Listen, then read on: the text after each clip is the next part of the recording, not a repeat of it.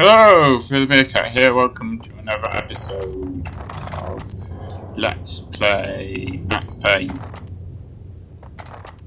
You can, by the way, destroy those if you want to take out a load of enemies at once. So this is the last time I'm going to have that green thing reminding me of the fact that I'm recording on it. So that's not going to be there on the next episode, and I don't think my commentary was very good on the last episode, and neither was the sound quality, but I'm going to keep on adjusting those.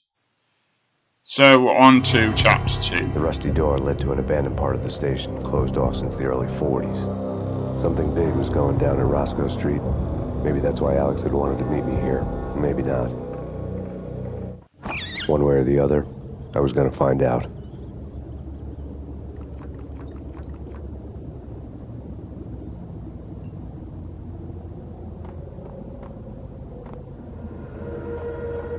It's quite dark, but I think it's supposed to be that way. But if I need to, I can adjust it again.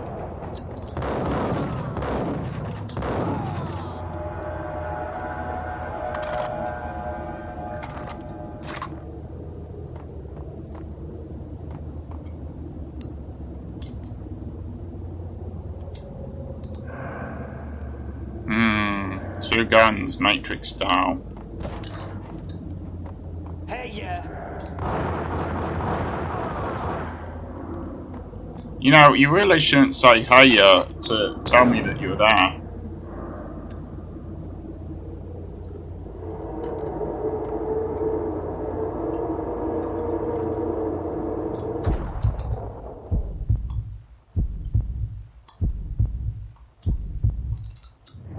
Okay, it's further down.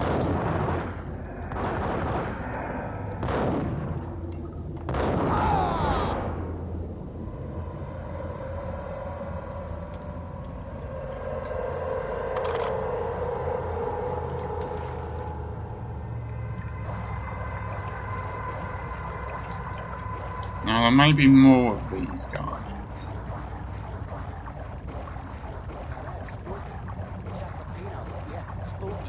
But also it's like...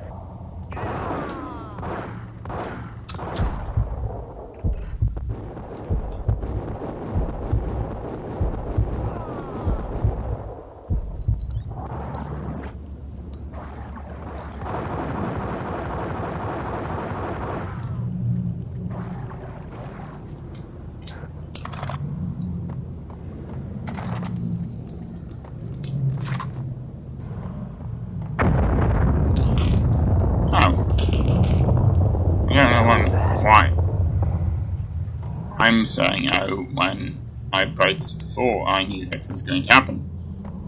Anyway. Hold on here. Give me the detonator. What are you talking about? The detonator. Get up!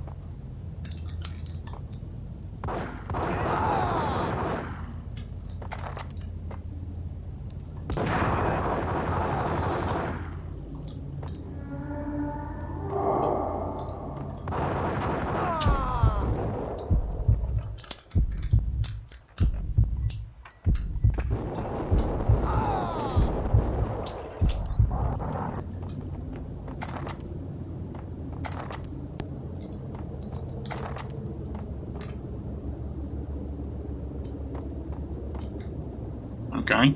The door had been welded shut ages ago, and the bomb was missing a detonator.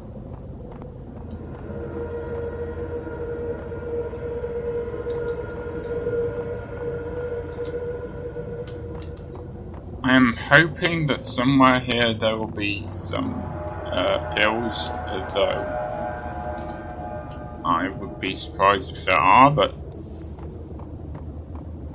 I am hurt here.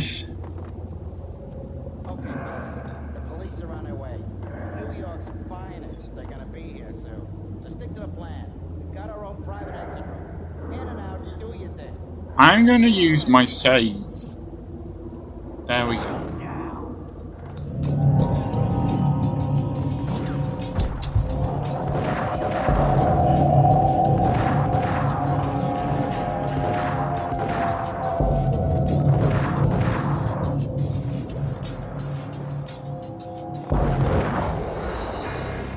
thought that might happen.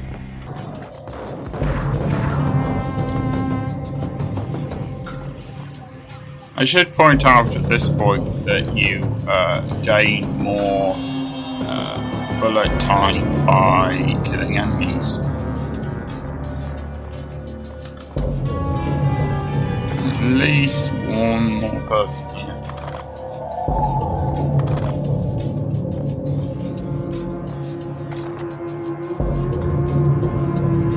Okay, this is not going to be easy.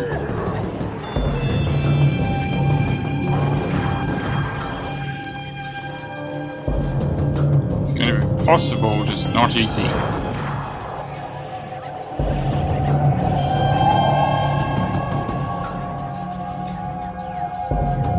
I know, I'm being quite quiet here, it's because I'm trying to concentrate and not die.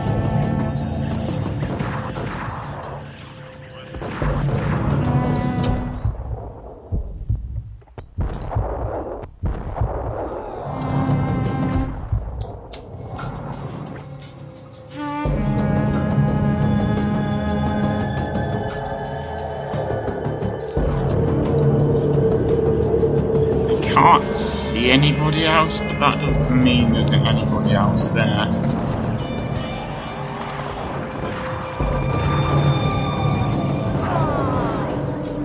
Now there's nobody else there, and you can see why it's quite useful when it does that.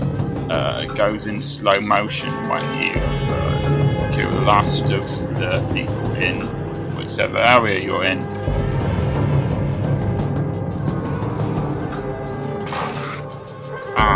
Okay, that's a bit better.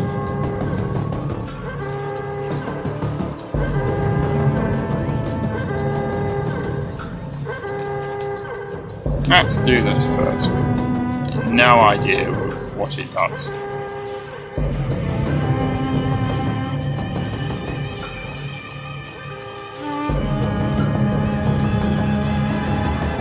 I see what you're doing.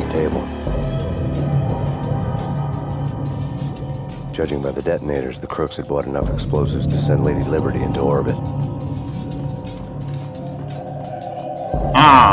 Okay, so when I move this again, it will open Vault C. Probably contains... score lay on the table. Contains whatever he just said.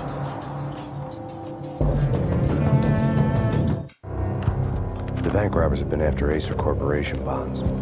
The Acer success story had recently been on every channel and on the cover of every magazine.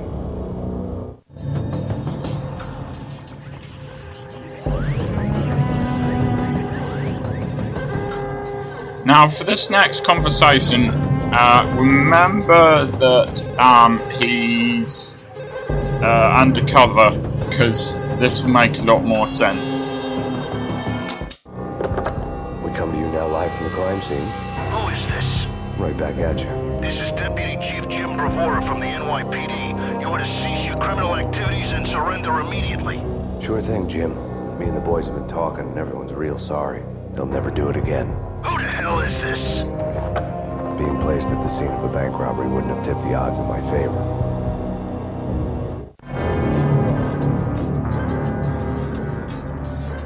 Okay, now we have the detonators. We go back and see what they were trying to blow up. If we open the correct vault. There we go.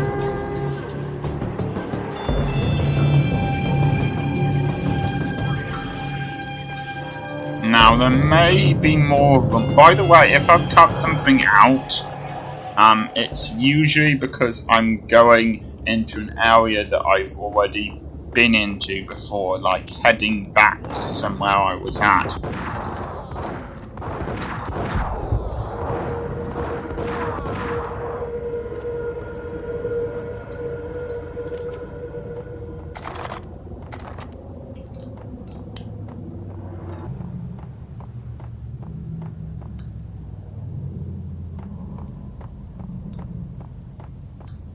My advice, whilst you're playing this, is to not forget where you're going, basically.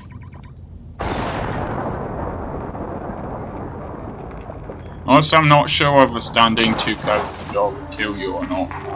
That's a possibility.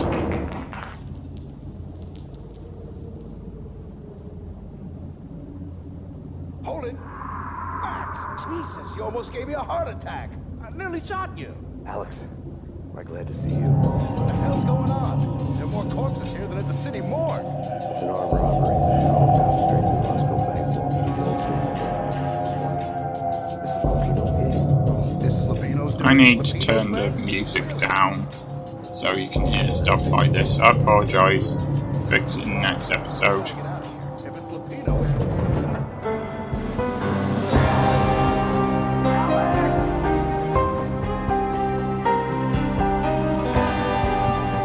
There was nothing I could do. He was dead. I could tell by the empty, accusing stare of his eyes. I'm not really sure how he can see his eyes. They're kind of downwards and to the left. Anyway.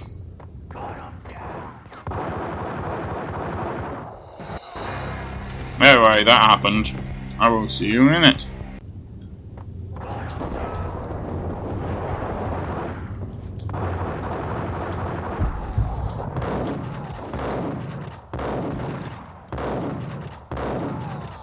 And there we go.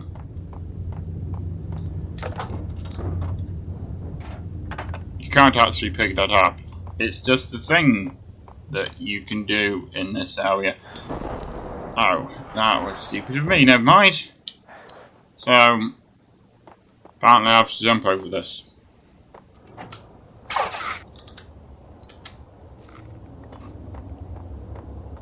Oh, okay. There we go.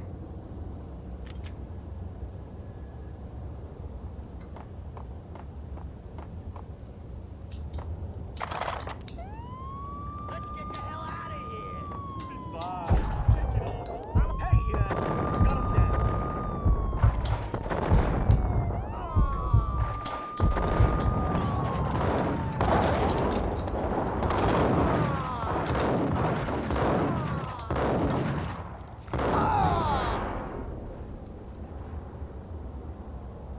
One of them was throwing a grenade, I think.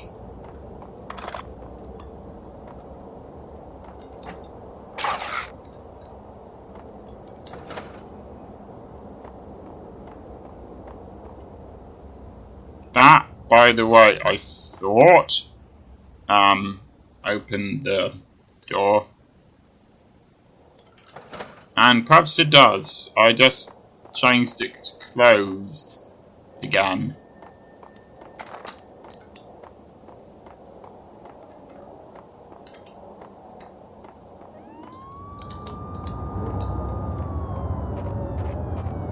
And we are back in the tutorial. Sort of. Alex had kept me relatively sane for the past 3 years. Now I didn't know how I felt. Somehow he had stumbled upon something big and ended up stepping on Jack Lupino's toes.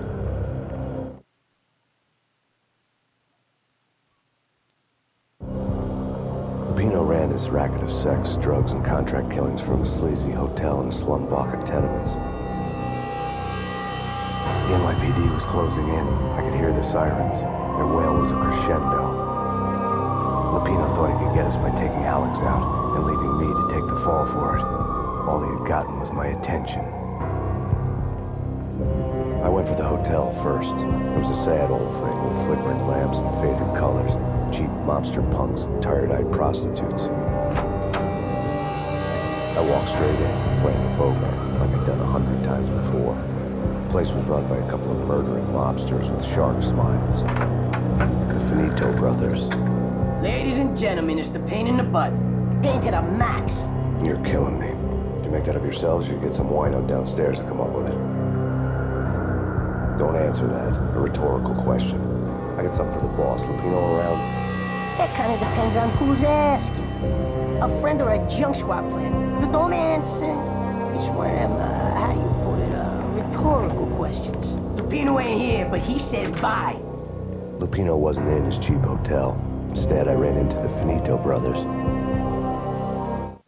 My cover had been blown, the door slammed shut behind me, and then I was dodging bullets like raindrops. Yeah, again, sorry that you couldn't hear that very well. I'm obviously going to have to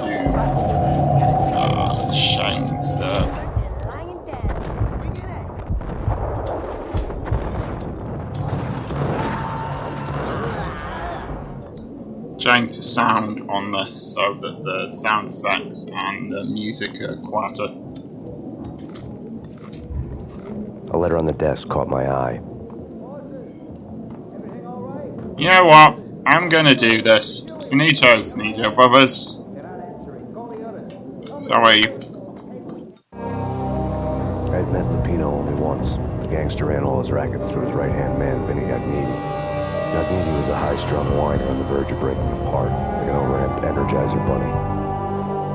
He had the brains to run the business, but he lacked the balls, always falling short, taking his frustration out on underage addicts and call girls.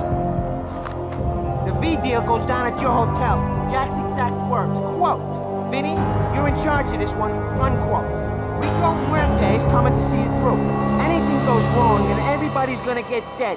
Goes double for you. Treat this guy real good. Anything he wants, you give him. Don't screw this up or you're finito, finitos.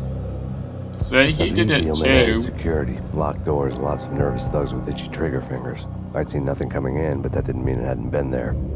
Rico Muerte was a regular Kaiser Soze, a spook story told to keep the apes in line. 313. The Finitos had scribbled Muerte's room number on the note's margin. I think Muerte means murder in Spanish. Anyway, that's a good time to end the episode. I will see you next time, hopefully with better sound levels.